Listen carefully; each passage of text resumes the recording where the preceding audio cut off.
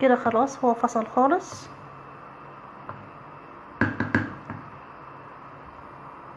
نسيبه بس يغلي دقيقة كده علشان اضمن لو في اي لبن او اي حاجة، لان انا عايزاها جبنة تكون ناشفة، تكون جامدة كده زي الجبنة البراميلي بالظبط.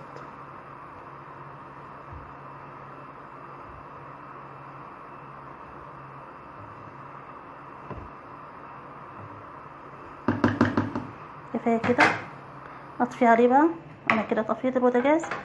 اخد بقى انا هنا محضرة زي ما قلت لكم مصفى هنا الملح، محضرة مصفى قربوا بس مني كده، حاطة فيه شاشة طبعا بيضة ونظيفة جدا، وتحتها حاجة كده عشان اصفي فيها. بسم الله الرحمن الرحيم.